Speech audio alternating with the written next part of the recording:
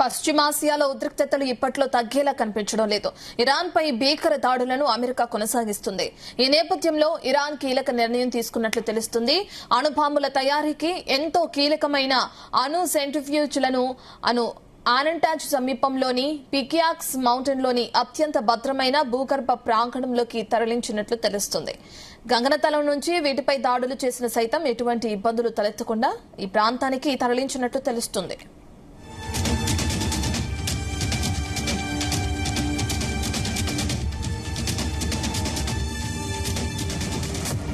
అయితే 2025 జూన్ 12 రోజుల పాటు జరిగిన సైనిక ఘర్షణ ముగిసిన కొద్ది నెలలకే ఇరాన్ ఈ పరికరాలను అక్కడకు మార్చిందని ఇజ్రాయెల్ నిఘా వర్గాలు విశ్వసిస్తున్నాయి. ఆ ఘర్షణలో అమెరికా, ఇజ్రాయెల్ దళాలు ఇరాన్ కు చెందిన అణు కర్మాగారాలపై దాడులు చేశాయి. అయితే ఈ పికియాక్స్ సామర్థ్యం ఆ దాడుల నుంచి తప్పించుకుంది. ఫిబ్రవరి 28 నుంచి ప్రారంభమైన మరింత తీవ్రమైన వైమానిక దాడుల్లో కూడా ఇది చెక్కు చెదరకుండా సురక్షితంగా ఉంది. ఈ భూగర్భ కేంద్రం కఠినమైన గ్రానైట్ రాతి కింద 300 అడుగులకు పైగా లోతులో నిర్మించబడిందని భావిస్తున్నారు. ఇది 2025లో బాంబు దాడులకు గురైన నటాంజ్ ఫోర్డో అణుశుద్ధి కర్మాగారాల కంటే చాలా లోతైనది.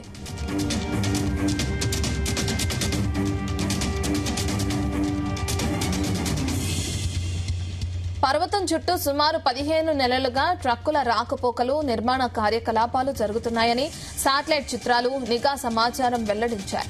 ఈ ప్రాంగణాన్ని ఇరాన్ నిలకడగా అభివృద్ది చేస్తుందని ఇది సూచిస్తుంది. ఇక అక్కడికి చేర్చిన సెంట్రిఫ్యూజ్లను ఎక్కడి నుంచి తీసుకువచ్చారనేది స్పష్టంగా తెలియలేదు. కానీ ఇరాన్లోని ఇతర అణు కేంద్రాల నుంచి వాటిని మార్చి ఉండవచ్చని అధికారులు భావిస్తున్నారు. అంతర్జాతీయ పరమాణు ఇంధన సంస్థ IAEA ఇన్స్పెక్టర్లను ఈ పికియాక్స్ కాంప్లెక్స్ ను సందర్శించడానికి ఇరాన్ అనుమతించలేదు.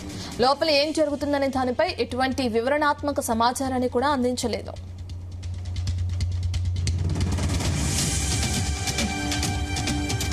రెండు 2021లోనే ఇరాన్ పికియాక్స్ సైట్ లో అణు కార్యకలాపాలు చేపడతామని తమకు తెలియజేసిందని IAEA డైరెక్టర్ జనరల్ రఫేల్ గ్రోసీ మార్చిలో తెలిపారు.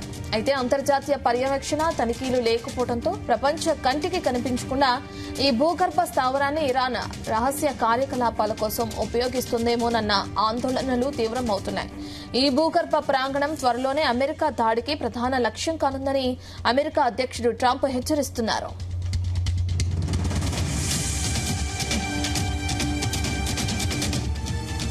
కాగా ఇరాన్తో శాంతి చర్చలపై ప్రస్తుతానికి తమకు ఆసక్తి లేదని అమెరికా అధ్యక్షుడు డొనాల్డ్ ట్రంప్ స్పష్టం చేశారు. మరోవైపు సౌదీ అరేబియాను దిగ్బంధిస్తున్నట్లు ప్రకటించిన హుతీ తిరుగుబాటుదారులు ఎర్ర సముద్రంలో 6 నౌకలను మంగళవారం అడ్డుకున్నారు. ఈ పరిణామాలతో చమురు ధరలు మళ్లీ భారీగా పెరుగుతాయన్న ఆందోళన వ్యక్తమవుతుంది. ఇరాన్ మిలిటరీ కమాండ్ కేంద్రాలు, సముద్రయాన సామర్థ్యాలు, క్షిపణి, డ్రోన్ లాంచ్ సెంటర్లు, గగనతల రక్షణ వ్యవస్థలను లక్ష్యంగా చేసుకుని అమెరికా వైమానిక దాడులు జరిపింది. అమెరికా దాడులకు ప్రతిగా వరుసగా 4వ రోజు కువైట్లో విద్యుత్, వాటర్ ప్లాంట్లను లక్ష్యంగా చేసుకుని ఇరాన్ దాడులు చేసింది.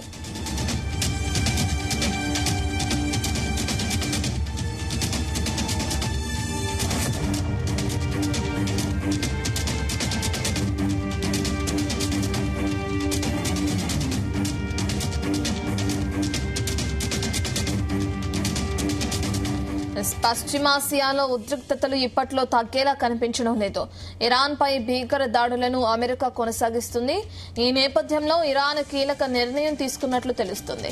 అణుబాంబుల తయారీకి ఎంతో కీలకమైన అణు సెంట్రిఫ్యూజ్లను ఆనటాంజ్ సమీపంలోని పికియాక్స్ మౌంటైన్లోని అత్యంత భద్రమైన భూగర్భ ప్రాంగణంలోకి తరలించినట్లు తెలుస్తుంది. గగనతలం నుంచి వీటిపై దాడులు చేసినా సైతం ఎటువంటి ఇబ్బందులు తలెత్తకుండా ఈ ప్రాంతానికి తరలించినట్లు తెలుస్తుంది.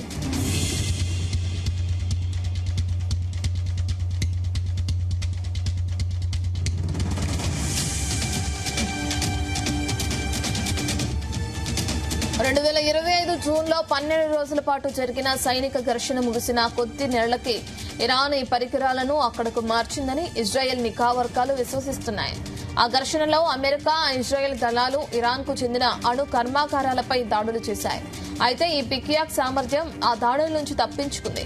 ఫిబ్రవరి 28 నుండి ప్రారంభమైన మరింత తీవ్రమైన వైమానిక దాడుల్లో కూడా ఇది చెక్కు చెదరకుండా సురక్షితంగా ఉంది. ఈ భూగర్భ కేంద్రం కఠినమైన గ్రానైట్ రాతి కింద 300 అడుగులకు పైగా లోతులో నిర్మించబడిందని భావిస్తున్నారు. ఇది 2025లో బాంబు దాడులకు గురైన నటాంజ్ ఫోర్ట్ అణుశుద్ధి కర్మాగారాల కంటే చాలా లోతైనది.